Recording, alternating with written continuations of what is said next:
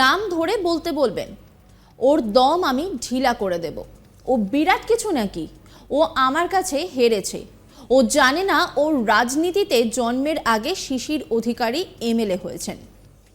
ও জানে না ওর রাজনীতিতে প্রবেশ করার আগে ৭০ সালে শিশির অধিকারী পৌরসভার চেয়ারম্যান। ওর পার্টি তৈরির আগে ৯৫ সালে আমি কাউন্সিলর। ওটা একটা অসভ্য মহিলা। ব্লিচিং আর ফিনাইল দিয়ে মুখ পরিষ্কার করতে হয়। ওর বক্তব্য টিভিতে কেউ শোনে না। ওকে নাম বলতে বলবেন, ওর দম ঢিলা করে দেব।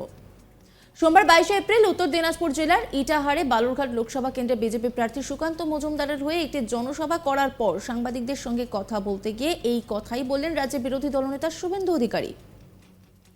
কি বলছেন তিনি, শোনাবো আপনাদের। নাম ধরে বলতে বলবেন, ওর দম ঢিলা করে দিন। বিরাট কিছু রেখে আমার কাছে হেরেছে। ও জানে না ও রাজনীতিতে জন্মের আগে শিশির অধিকারী এমএলএ হয়েছে। ও কবে এসছে রাজনীতিতে?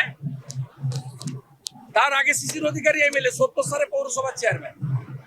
ওর পার্টি তৈরির আগে আমি ৯৫ কাউন্সিলর। ও জানে নাকি অসভ্য মহিলা? ব্লিচিং আর ফিনাইল দিয়ে মুখ পরিষ্কার করতে হয়।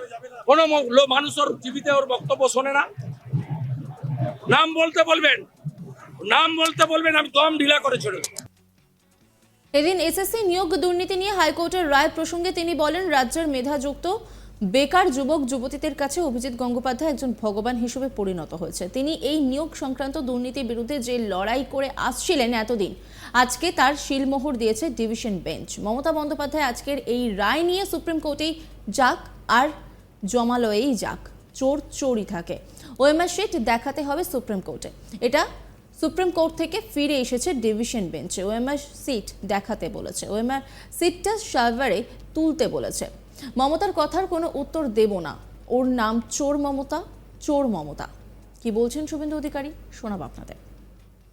অভিজিৎ গাঙ্গুলি আজকে পশ্চিমবাংলার মেধাযুক্ত বেকার যুবকদের কাছে ভগবান প্রমাণ হয়েছে। মুখ্যমন্ত্রী সুপ্রিম কোর্টে যে লড়াই শুরু করেছিলেন অভিজিৎ গাঙ্গুলি, আজকে ডিভিশন বেঞ্চ তাতে সিলমোহর দিয়ে। যেখানে খুশি যান না, জমালয় যান না, চোর চোরই থাকবে। ওএমআর দেখাতে হবে সুপ্রিম কোর্টে। এটা সুপ্রিম কোর্ট থেকে ফিরে এসছে ডিভিশন বেঞ্চে।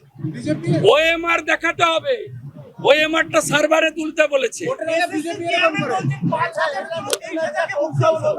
ওর কথার উত্তরই দেব না। ওর নাম হচ্ছে চোর মমতা, চোর মমতা, চোর মমতা, চোর মমতা, চোর মমতা, চোর মমতা, চোর মমতা। এই নিয়ে একটি রিপোর্ট তুলে ধরেছেন আমার কলিগ, দেখাবো আপনাদের। আগামী ২৬শে এপ্রিল উত্তর দিনাজপুর জেলার রায়গঞ্জ লোকসভা কেন্দ্রের ভোট এবং বালুরঘাট লোকসভা কেন্দ্রের ভোট। বালুরঘাট লোকসভা কেন্দ্রের একটি অংশ উত্তর দিনাজপুর জেলার ইটাহার বিধানসভা কেন্দ্রের মধ্যে যেহেতু পড়ে, সেহেতু বালুরঘাট লোকসভা কেন্দ্রের বিজেপি প্রার্থী সুকান্ত মজুমদারের হয়ে গতকাল ইটাহারে একটি জনসভা করতে আসেন রাজ্যের বিরোধী দলনেতা শুভেন্দু অধিকারী। তিনি সেই জনসভা করার পর সাংবাদিকদের এক প্রশ্নের উত্তরে চাটাচোলা ভাষায় তার নিজের স্বভাবসিদ্ধ ভঙ্গিতে আক্রমণাত্মক কিন্তু ভাষায় অভিযোগ করলেন রাজ্যের মুখ্যমন্ত্রী মমতা বন্দ্যোপাধ্যায়ের প্রতি। তিনি বলেন যে তাকে নাম ধরে বলতে বলবেন, আর যদি নাম ধরে না বলতে পারেন তাহলে ব্যাপার নাই, নাম ধরে বলতে বলবেন, আর নাম ধরে যদি বলতে পারেন তাহলে তার দম ঢিলা করে দেবো, এমন চাটাচোলা ভাষায় তিনি কিন্তু রাজ্যের মুখ্যমন্ত্রী মমতা বন্দ্যোপাধ্যায়কে আক্রমণ করেন। পাশাপাশি তিনি বলেন যে এই যে রাজ্যের মুখ্যমন্ত্রী যে রাজনীতিতে প্রবেশ করার আগে থেকেই তার বাবা যে চেয়ারম্যান ছিলেন, কি অপরদিকে যে তার যে তৃণমূল কংগ্রেস ১৯৯৫ সালে থেকে কিন্তু রাজ্যের বিরোধী দলনেতা শুভেন্দু অধিকারী বলেন যে তিনি কাউন্সিলর হয়েছিলেন, অর্থাৎ তার পার্টি গঠন করার আগেই, রাজ্যের তৃণমূল কংগ্রেস গঠন হওয়ার আগে থেকেই তিনি রাজনীতি করে আসেন। অর্থাৎ বলা চলে যে তিনি জানেন না তিনি কার বিরুদ্ধে কথাগুলো বলছেন। অপরদিকে তিনি বলেন যে এই যে গতকালের যে রায়, যে হাইকোর্ট যে দিয়েছে ডিভিশন বেঞ্চ, যে যে যে যেভাবে দুর্নীতি কাণ্ডে যতগুলো বেকার ছেলেদের চাকরি বাকরি চলে গেল, তাতে কিন্তু রাজ্য সরকারের একেবারে দারুণভাবে মুখ পুড়ল। এবং তিনি বলেন যে এই সরকারের আর একটি মুহূর্ত কিন্তু থাকা উচিত নয়, কারণ যেভাবে তিনি দুর্নীতিগ্রস্ত ভাবে কাজ করছেন। তিনি বলেন যে এই সুপ্রিম কোর্টে যাওয়ার জন্য রাজ্যের মুখ্যমন্ত্রী বলেছেন, কিন্তু বলেছেন তিনি সুপ্রিম কোর্টে যান বা জমালয়ে যান, যেখানেই যান কিছুই কাজ হবে না, কারণ ওমার সিটগুলো কিন্তু সেখানে নিয়ে যেতে হবে।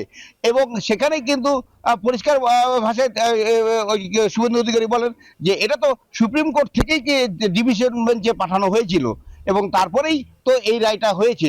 অর্থাৎ তিনি বলেন যে যেখানেই তিনি যান তার যে দুর্নীতি, তার যে এই অপকর্ম কোনোদিনও তিনি ঢাকতে পারবেন না। অন্য প্রসঙ্গে তিনি বলেন যে এই যে অভিজিৎ গঙ্গোপাধ্যায়, তিনি রাজ্যের বেকার যুবক যুবতীদের কাছে অর্থাৎ মেধা যুবক যুবতীদের কাছে একটি ভগবান হিসাবে পরিণত হয়েছে, কারণ তার লড়াই ছিল কিন্তু এই দুর্নীতিগ্রস্ত মানুষদের বিরুদ্ধে, এবং সেই লড়াইয়ের কিন্তু গতকাল সিলমোহর দিয়েছে ডিভিশন বেঞ্চ কলকাতা হাইকোর্টের। অর্থাৎ বলার বাহুল্য যে যত ভোট সামনে এগিয়ে আসে ততই কিন্তু চাঁচাচোলা ভাষায় আক্রমণাত্মক ভাবে এই তীব্রতা কিন্তু রাজনৈতিক দলের নেতাদের মধ্যে আমরা দেখতে পাচ্ছি। তেমন ভাবে আমরা ইটাহারে গতকাল আমরা দেখলাম রাজ্যের বিরোধী দলনেতা শুভেন্দু অধিকারীর বক্তব্যে। প্রসঙ্গত সোমবার 22 এপ্রিল রায়গঞ্জের চাকলিয়ার দলীয় প্রার্থী কৃষ্ণ কল্যাণীর সমর্থনে এক সভায় মুখ্যমন্ত্রী এ প্রসঙ্গে বলেন, এই অর্ডারটা বেআইনি অর্ডার। আমি বিচারপতিকে বলছি না, অর্ডারটা বেআইনি বলছি। তিনি বলেন এই রায়কে আমরা চ্যালেঞ্জ করব, কারণ 26,000 চাকরি মানে 1.5-2 লক্ষ মানুষের পরিবার, তাদের বলছে সুদসহ টাকা ফেরত দিতে। কি বলছেন মমতা বন্দ্যোপাধ্যায়, শোনাবো আপনাদের। এই অর্ডারটা বেআইনি অর্ডার, সেই জন্যই চ্যালেঞ্জ করে বলছি। অর্ডারটাকে আমি জাজকে বলছি না, অর্ডারটাকে বলছি বেআইনি অর্ডার। আমরা এটা নিয়ে উচ্চ আদালতে যাচ্ছি। চিন্তা করবেন না শিক্ষক শিক্ষিকারা এবং ছাত্রছাত্রীরা, যখন বিপদে পড়বেন আর কেউ না থাকলেও আমি আছি।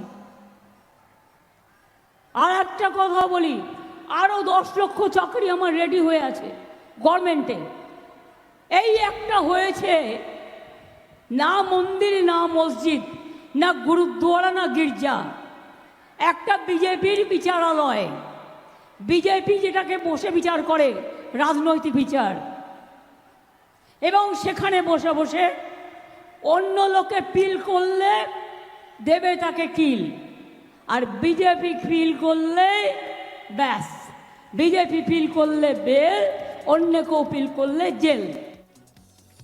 নজর রাখুন আজ তাক বাংলার ইউটিউব স্ট্রিমিংয়ে।